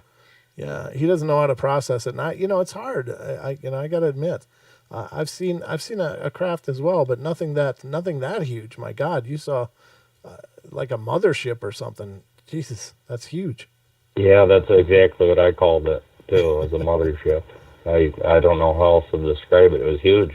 Like I said, it was like a sports stadium. Wow. That's amazing. Maybe it was the Metrodome. No, just kidding. Yeah, that's what happened to it. Yeah, exactly. It flew away. Yeah. How long ago was this? 2011 is when it happened. Wow. That is really intense. Now, as I mentioned, I saw one. And what I noticed after that is after I saw one, I saw more things in the sky. It was like just much like I was talking with the last caller with the spirit stuff. Have you seen anything since, or was that your one and only experience? No, I've had a ton of them happen. I tend to be I work nights, so sure. Especially when I was like in my early 20s, I would stay on that night schedule, and I would be up at night a lot. So and ever since then, I watch the sky a lot more, so more observant, I guess. And I do a lot of coyote hunting too, so I've seen a lot of them. Nothing like that ever again. Sure. But a lot of strange lights, usually like just the weird ones that zip around and they do the 90-degree turns and crazy maneuvers. Yeah. I'll tell you though. But yeah, so I have seen other ones. Now, was the big one the first one you saw, or was that not your original first experience? No, the first one I ever saw was when I was 10 years old. I saw it was a silver disc during the day. I saw that, thought I was going crazy, and then just kind of put that to the back of my mind. Never thought about it, brought it up to anybody. Sure. And because I was the only one that had seen that when I was like 10, so I just kept it to myself. Yeah. And then the second one was the sports stadium-sized one, and I had my buddy with me, and then it kind of confirmed confirmed it for me that I wasn't like just seeing things or imagining it. Right. Aren't you There's glad? no he was way there? me and him are having the same. Yeah, exactly. It's nice to have that reinforcement that it wasn't just you. It wasn't just something in your head. It was really there. Right, exactly. Wow, that is really intense, brother. I think that's amazing. I would love to see a lot more of that. I actually, the last time I saw something, when my first experience was only 6 years ago, or 7 years ago now. So that's the first time, and that was the saucer that I saw. But the last really, I think, profound one that I saw was when we were over in Coloma, and that up on top of the mountain there with Duke, and I was looking up at the night sky, and I just saw this one light. It was just one light that was just sitting there, and it would blink every 10 seconds, and it was sitting absolutely still up in the star field. And then I was like, hey, I was trying to figure out how to bring people's attention to it, and then it started moving, and then it didn't blink anymore. It was just on, and it was just so incredible. But I mean, that was incredibly anomalous. But it was just a little dot of light, but it went from blinking every 10 seconds to just being on and moving across the sky suddenly. It was just incredible. Right, absolutely. Oh, there's another detail that I forgot to mention about sure. the large craft I saw in 2011. Is during that, because that happened during the summer. During that summer, there was a lot of people around town. I live in a excuse me. I live in a smaller town in rural Minnesota. Uh-huh. And there's, talk around town, people were seeing weird lights at night, or someone said they saw a triangle craft at night one time. And we were noticing during the day, every once in a while, you'd see black helicopters flying around too. So there's a lot of talk and activity going on that summer. But ever since then, it's been kind of quiet in this area anyways. And that's kind of cool. That's a real common trend as well. Like there will be like a period of time that a certain area will just be electric with that kind of activity, and then after that, it's just gone. It's like they were just in the neighborhood for a while, then they just bug out to somewhere else. Right, like they're doing their rounds. Maybe they'll be back, in a couple of years or something. Yeah, exactly. Or they're doing some kind of weird survey, and then they're done, and they're going to move to a different area. But yeah, I think that's amazing, man. I my hat's off to you. That's an incredible experience. Yeah, I suppose another thing I've noticed too is it's like feast or famine, because I've seen other UFOs and weird things like out coyote hunting at night and stuff like that, and it seems like there'll be like a month or two period where you'll see some strange stuff, and then you'll go a couple of years without noticing anything strange. Yeah, I'll bet. Now, So yeah, it seems to come in clusters. now, how about Sasquatch? Have you seen them? Yeah, that's actually why I'm Great Lakes Sasquatch. Yeah, that's what I started figured. that like little group thing or whatever. It was 2016. It was my wife and her mother and a friend of ours. We were up late at night, and we heard just the craziest vocalization you've ever heard. I can't even describe it, because it was like one of the weird things about it, because I can mimic like what a wolf sounds like, or like an animal, right? I can mimic the sound that they make to try to describe it to you, but the noise that we heard was like a roar and a howl and like a scream all at once, and it sounded like 20 things at once, yet it was, it sounded like it was just one singular thing making it. Wow. And it was extremely loud. Whatever made the noise had a huge lung capacity. Before that, I had no interest in Sasquatch. I thought it was just a big joke. I didn't think much of the subject at all. And then I basically started researching like crazy, trying to figure out what we had heard. And since returning there a few more times, we found structures, we found other evidence of them being there, and ever since then, I'm pretty much a firm believer of them now. Yeah. And I started Great Lake Sasquatch too, because I kind of went through like a period of time where it kind of consumed my thoughts all the time. That's all I'd think about. Sure. So I kind of started that. So if other people were going through a tough time or something, they could contact me and have someone to talk to if they needed to. Well, yeah. Why don't you let everybody know how to get in touch with you? Okay. Usually how I go about it is if you need someone to talk to or you have an experience or something, you email glsasquatch, all lowercase letters, one word, at gmail.com. Okay. And then we can talk on email. If you want to talk on the phone, I'll talk on the phone with someone if someone doesn't want to give up their personal number or anything. Sure. I also have Skype too, which is live GL Sasquatch. Oh, very cool. Is the address for Skype. Excellent, brother. Yeah, that's phenomenal. That's really cool. First of all, that you're there to help people going through that and give them someone to talk to and to bounce that off of. But also the variety of your experiences are really amazing. And I thank you so much for calling in and being a part of the show. Yeah, that's awesome.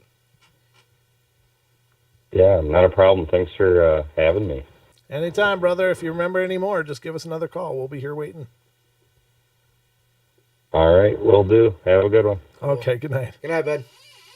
Wow. That's really cool. We got another call here. And this is area code 480. You're on the air. Hi, this is Jess. Hi, Hey, Jess. How you doing? I have an idea for you. Are you guys planning on doing the Parathon? I'm toying around with the idea for sure. What's your thought? Oh, here's my thought. You could have like some cool guests on, like have Paisley Wild Who's that? for a bit, and then Paisley. Yeah, he's just being. Oh, come on now, He's just being a silly. cheeky. And you could have Duke on, Mm-hmm. for a little bit, Sure. and then like B Yeah. and MCAT. Mhm. And also, I'll throw this out there to the parapeeps out there. How about if you guys want, you could tell like your ghost experiences, or like urban legends or superstitions of your like state. Uh-huh. Oh, Like if you live in California, tales from there. Idaho, tales from there. Sure. Iowa, tales from there, that type of thing. Yeah. And he could talk about spooky Ohio if she wanted. Yeah. That would be a whole parathon by itself. Ohio's got so much. No, going I'm just giving you guys ideas. Yeah. And you could probably have the crowd-pleasing Mr. Minion stop in, with a cute costume. Absolutely. He'll come by and trick or treat. Yep. And also put show Anubis for a little bit. Yeah, if I can get him inside. He's the he's Mr. Halloween himself, because he's all black. Yeah, he's a Halloween cat. Yeah, well, that's good. Yeah, I mean, for sure. That's right. If we do the parathon, that'll definitely be. We definitely love interacting with you guys during that, and anything you guys have to bring to the show, that'll be wonderful. Yep. And one more guest. I was thinking, I haven't heard of any. How's Jeffrey Seelman, the Exorcist? I think he's great. I haven't heard from him for a long time, but yeah, I'm sure he's great. I've been subscribed to his channel, but he hasn't had any new videos in like a couple of years. Oh, yeah. I don't think he's doing so much in terms of videos, but he may be doing a lot of his workshops. He does workshops and training and stuff like that too. So I'm sure he's busy doing his thing. But yeah, he's a great guy. Yeah, I'm sure he's. Oh yeah, I know. I'm sure he's fending off lower energies too. Right. Yeah, he might be very busy. There's a lot of that around right now. So. But yeah, Jess, I appreciate your input, and we'll definitely entertain those thoughts, and whatever you guys want to bring to the shows. I'm not in the chat because my tablet ran out of juice. But what are people saying in the chat about this? I don't know. I haven't been watching. I'm not really in the chat either. Oh, okay. But yeah, Okay. I'm sure everybody thinks it's a great idea. Everything you're talking about is wonderful. We always love participation from you guys. So whatever you want to bring to the Parathon, we'd love to have it. So for sure. Yeah, but I just thought it'd be a cool idea, like, Ethan and Titan talk about Texas lore, ghosts and stuff like that, if they can. Everybody that type can of thing. represent their regions. And I want to say, and I do want to say, yeah, I do want to say hi to Dee and Titan and Ethan and Gemini Moon if she's there, and Duke. Wonderful. If he's there at MCAT. Yep, Duke's in there. So, well, thank you, my lady. It's great And to I'm hear glad from you. Don's a lot better. I'm glad Don's feeling a lot better. Oh yeah, it'll get better and better. Absolutely. We're always glad when Don could be here. So, all right, Jess, thank you for the call. It's great to hear from you. And how? I have one more question. Okay. How is your dad still haunting Minnesota? Your house in Minnesota? Yeah, your mom. He makes his presence known every once in a while. Is what I'm hearing. So he hasn't ever gone away. He's hanging out with us for sure. Okay. Well, catching up again on Texas Ranger, I guess. Rerun. All right, Jess. You have a great night, and it's great to hear from you. All right. Thanks. Okay. Peace out, and hopefully everybody likes that idea. Yeah. It'd be fun. It sounds fun. For sure. All right. All right. Take care. All right. Night, Jess. Okay. Bye. Yeah. Wow. Last Halloween was crazy. Yeah, that was a long run. 8 hours. But it did kind of still go fast, didn't it? It wasn't. Well, there was like spurts, like some parts went Right. fast, and then once the tired started creeping in, it was like, oh man. Yeah, that was pretty much I it. think how long did we go from like 7 p.m. until what? Till like 3 a.m. or 4? 4. That's it was right. almost it was 4 because it was almost time for Cade to start his show, and I thought why don't we call up Cade and bomb his show? It sounded like a plan to me, but I got so tired. Yeah. I was like, oh my god. Yeah, at the end we were both kind of scraping ourselves out of the chairs with spatulas. Yeah, we'd all kind of melted into our forms, but yeah, that'll be fun if we can do that. That'll be great. So, we got more weirdness going on here. This is an article I want to bring to you guys because I just found out about this, and this is weird. This is really, really bizarre, weird. But honestly, is it possible? Maybe. If you believe in Valiant Thor, then there might be some merit to this. But as far ahead as he was in time. Wow, that's interesting. Unexplained-mysteries.com says Tesla was from Venus, claims FBI document. A rather peculiar claim concerning Nikola Tesla has been found in the archives of the FBI's official website. Wow. There are few people who have contributed more to the widespread implementation of electricity in the modern world than Tesla. A man whose accolades range from pioneering the use of alternating current to conducting experiments designed to transmit electricity wireless through the air. Back in 1905, a submitted patent entitled The Art of Transmitting Electrical Energy Through the Natural Medium, which was founded on his belief that the Earth itself is a giant electrical generator that could be harnessed to provide practically limitless amounts of electricity. There's no denying that Tesla was way ahead of his time. However, it seems there are some who believe that his penchant for science and electricity had a more otherworldly origin. In declassified FBI document entitled Interplanetary Sessions Newsletter and dated June 14th, 1957, there's a paragraph which claims quite bizarrely that Tesla came from the planet Venus. Wow. The space people have visited Tesla engineers many times, it reads, and have told us that Tesla was a Venusian.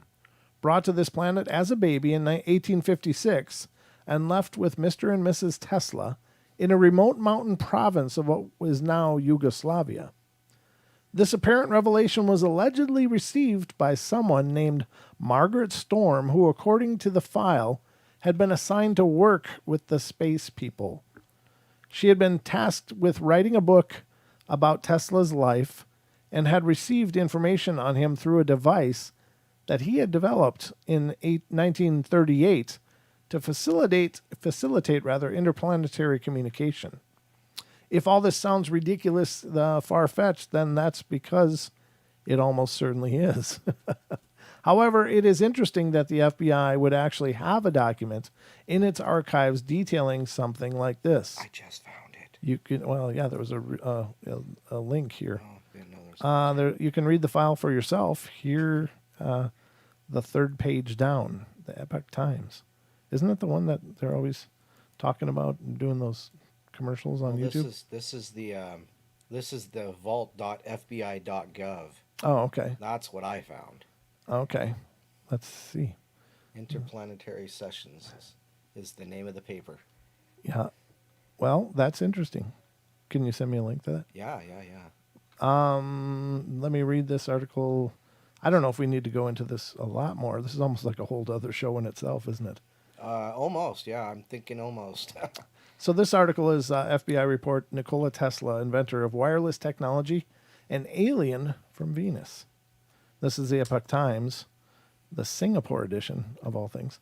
And it says, is the movie Men in Black or Transformers based on real-life event? The FBI's recently declassified document revealed that Nikola Tesla is one of the most brilliant and prolific inventors known, came from Venus. I thought girls came from Venus. Namely, he was an extraterrestrial. Oh boy. Tesla's scientific creations were considered 300 to 1,000 years ahead of his time. All his creation in later years were subsequently classified as top secret by the FBI. Jerks. Titled Nikola Tesla Part 03 of 3, the third of three declassified FBI reports about Tesla contains 64 pages with certain portions blotted out in black ink. But one paragraph states the following. The space people visited the Tesla engineers many times and informed us that Tesla was from Venus, brought to this planet as a baby, left with Mr. and Mrs. Yeah, we read this part. If it is true, it implies that the United States has had close contact with extraterrestrials from Venus. Val Thor, we already knew this, right? Yeah. If you're not familiar with Valiant Thor, you should probably look into that. But that was the idea that he was I think it was, what was that book, Stranger in the Pentagon or something? Yes, yeah. There's a book, Stranger in the Pentagon, which Fred Strange wrote it. Yeah, and it details the cooperation of otherworldly intelligence from Venus by the name of a gentleman by the name of Valiant Thor, and he was allegedly Venusian and worked with our government to, I don't know, help marshal in some technologies or whatever. Well, no. What was his job? Yeah, Don? well, no. See, so this is leading up to the Greada Treaty. Yeah. So what it was, the story, as I understand the story, Valiant Thor, Jane, and his brother. Jane is his wife, and his brother Don, from Venus, came to Earth. Everything. Met with Eisenhower. February, I believe it was February of 53 or 54. I think it was 54. And talked with them. But also there was apparently another alien race that came in and also talked. So the idea is that Valiant Thor was offering ways to enlighten the humans. Okay. And the other ones were willing to trade technology for the right to abduct people. To test and probe. Basically, yeah. So that's Bastards. basically, and that's where the Greada Treaty comes from. Is that agreement? Basically, they told Valiant Thor to pound sand, and we're gonna, spiff up our arsenal. We're going to have ray guns and lightsabers. Goodbye, Val. See you later, buddy. Thanks for stopping by. We don't want. So yeah, Enlightenment. that's basically the nutshell. So Huh. Well, too bad they couldn't have all cooperated because we could be Jedis right now. yeah, Well, I am a Jedi. I'm an ordained Jedi minister. I'll bet you are. I am. I have the paper to prove it. I'm going to bring it in. We'll review it. Don is our local Jedi authority. So if you need some Jedi services. I don't know about that. I'm still trying to figure out how he did how the Millennium Falcon did the Kessel run. That's 22 parsecs in 12 parsecs. Being as parsecs is a measure of distance, not time. I don't understand that one. Me either. It's well beyond me, Don, but that's how the future works. Oh, apparently I'm a Sith Lord. Titan says I'm a Sith Lord. What is my Sith Lord name? Darth Beard. Darth Beard. Darth Beard. Oh, no. Darth- I was hoping for something cool. Darth Beardus. How's that? Darkest Beardus. You got to be Darth, though. Darth Beardus, yes, whatever. Darth Beardus. I don't like that one. Next. So it goes on to talk about has had close contact with extraterrestrials from Venus. Question remains, why did Tesla come to the Earth from Venus? Why did beings from Venus contact Tesla so many times, and why did aliens reveal Tesla's true identity to the FBI? Yeah, really. What is this? All this government cooperation going on? Some said that without Tesla's contribution, the development of the entire world would be at least a half a century behind where it is today. Tesla had more than 1,000 invention patents on record. To include the patents he had sold or did not register, the number jumps to over 1,500. These inventions include Tesla's modern AC system, which benefited billions of people, and Tesla's radio technology used in today's smartphones, computers, missiles, navigation, satellites, and spaceships. Other notable inventions include neon lights, remote automation systems, artificial lightning, particle beam energy, and X-rays. And don't forget the Manhattan Project. Don't forget it. Based on these numbers, Tesla would have created over 20 inventions every year. In other words, he created a never before seen invention every 20 days. Just pure genius at work. More questions emerge. Are Tesla's inventions simply Venusian technology in the human world? If so, why did aliens teach mankind their technology, and what is their ultimate purpose in coming to Earth? Are there other extraterrestrials on Earth? And how much of our modern technology came from them? In addition to inventions, Tesla made multiple predictions, with many coming true. In 1926, Tesla predicted smartphones, a powerful device that easily fits into your pocket. He believed that if human beings could perfect the use of radio technology, the entire Earth would be connected. No matter how far apart people are. They can instantly contact, see, and hear one another. While the first smartphone came out in 1993, Tesla knew its existence 74 years in advance. Rumors of aliens hiding in the United States, such as in Area 51, have been the focus of public opinion for decades, with some claiming that America uses alien technology to stay ahead of the game. Well, you got to give us credit for that, I think. I mean, wouldn't you? Presidents of the United States are known to have access to classified information. In a recent interview with his eldest son, Trump Jr., President Trump was asked if there were indeed UFOs and aliens. Smiling and in a tongue-in-cheek reply, Trump said, "I won't talk to you about what I know about it, but it's very interesting." There you go.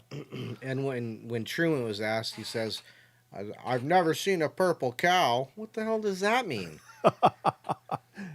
So I'd like to make an adjustment, an addendum here. Okay. A proviso. I said the Manhattan Project. It was actually the Philadelphia Project. Sorry, my apologies. I hear you. Well, but wasn't he didn't actually participate in it, though, or No, he kind of walked off the job, and then that's when they brought in the second smartest man in the world. Yep, Einstein. right? Yeah. Yeah. Okay. Just making sure I was right. I was just throwing a stick at it, and it turns out I thought so. I thought that's what it was. But there you go, ladies and gentlemen. That's a little bit about Nikola Tesla that you may not have known before. In fact, I was today years old when I learned about it too. So, but very interesting. I don't know. It wouldn't surprise me, I guess, if they're here. They're obviously here. There are aliens here. I mean, I have no doubt about it. I'm pretty sure about it myself. Yeah, I mean, they're here for whatever reason. I'm not one of those people that's really worried that, well, you just wait, they're gonna pull the trigger and they're gonna take over, because, like, they could have done that, decades ago, millennia ago. If they wanted to be running this rock, they would have already done it. I just think they're here to maybe be maybe observing, maybe helping, maybe doing both, letting us do it on our own, but being here just to, kind of like when you go bowling when you're a little kid, how they put the balloons in the gutters so you don't screw it up and roll gutters all day. I think that's what maybe the aliens are doing here. They're just protecting us from our gutter balls. Right. They're just keeping the ball in the alley. It's kind of bouncing back and forth, but okay, it'll get down there. Stay in the lines. Yeah. Gosh. Yeah, I know. And they're just helping us knock some pins down, I think. So that's my bowling metaphor for tonight, ladies and gentlemen. You're welcome. I didn't know there was a thing. There is now. There is today. It's today's technology. I was today's years old when I found that out. That's about the bowling thing. Okay, anyhow. Yeah. Okay. So, yeah. Oh, what's his name? Duke. Sorry, Duke. Duke said Phil Schneider's dad was also on the Philadelphia Project. Well, ooh. Phil's dad actually sat next to Valiant Thor at the Pentagon too, so got that too. Wow. Yeah. So yeah, it is kind of creepy. Some strangeness going on, ladies and gentlemen. There's definitely aliens at work here, but The as far as I'm abides.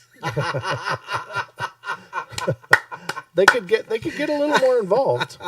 As far as I'm concerned, they could get a little more involved and help us sort a lot of this crap out. That's the part that's hard for me. It's like, okay, why are they letting us do this? Well, I just think, you look at the big picture, and if there is these super intelligences here, why do we have, disease and famine and the people starving? I mean, who can sit back and watch that? Because I don't know, something's got to be wrong with you to sit back and watch like kids starving and stuff. Yeah. Well, and just the minor things that are going on, much less the hidden things going on. Well, God only knows. Yeah. So, I mean, and we know that there's a lot of that kind of stuff. Now, we don't know what it is. There's a lot of speculation, a lot of controversy. Sure. But, it just amazes me how the people the Pentagon in 1953, 1954, when this happened, when Valiant Thor came down, just... They didn't do it for the betterment of man. They did it for the military industrial. Yeah, I know. I know. It's almost like they work for To the Stars Academy. And oh my God, the TTABS. And Eisenhower in his speech when he was leaving office even said, "Beware of the military industrial military complex." Yep. So that was definitely a warning. It was. It was. Strange world, ladies and gentlemen. I don't know. Can't really pretend to know exactly what's going on, but we have fun looking into it, and that's what the scope of the show is. Great Lake Squatch says they have to give us some free will and see what we do with our gifts they gave us. Well, that may be true, but I mean, at what point do you look at the child and say, you know what, you're screwing that up, buddy? I know. Time out. Yeah. Time out. Corner. Go to corner. Now. You go to your room and think about it. Yeah. That's time. It's time for some spankings. Yeah, I think so. So, I don't know. Wow. But we've done a show, Don. Yeah, I just looked at the time. It's been a show. It's been a good show. Been a fast show. We didn't take a break today. We didn't. No, I had a fully functional bladder during the course of our journey. You finally grew a bladder? Yeah, well, I've been stretching it since last time. No, I'm not going. I'm stretching this. Oh, my goodness. So just to let you know, I created that promo code for Teesprings. It's 20% off. Spooky 20, capital S, Spooky 20. And it's good until all the way through October to Halloween night. So there you go. Get spooky with that kind of stuff and show your portal pride. Have some portal pride, ladies and gentlemen. Be good portalites and support the show. And if all you can do is support it is to keep coming and watching and give us Hitting that thumbs up like and letting people know about us, that's wonderful and amazing. We just love your help, and we love to keep growing. So that's about all I got, Don. Anything else in closing? Nope, just thank you all. It's nice to see you. It's always nice to be with friends. And, we have them from around the world, and it's just awesome. It's just awesome. The portal is global, ladies and gentlemen. And you guys are our global family. And just know that we're always sending you the big group hug. So, but I guess that's all we got, ladies and gentlemen. I hope you've enjoyed your journey through the portal with us tonight. I'll be back tomorrow night to do a Night Terrors. I hope you'll join me. That's, again, 7 p.m. Pacific Standard Time. Wednesday through Sunday, there's a live portal going on right here on our YouTube channel. Please get subscribed if you're not. Please hit the like if you haven't. And please let people know. Share these videos to your social media. That would make our lives so much more wonderful. Love you even more. Yeah, We'll send kisses. You got all Don's kisses you guys want right there, baby. All you got to do. It's pretty easy. So all I can say is love y'all. Be good, be kind, be nice. Take care of each other. Help each other out. Find the magic in every day. And remember to laugh as much as you can. Good night, everybody, and we'll see you tomorrow night. Good night.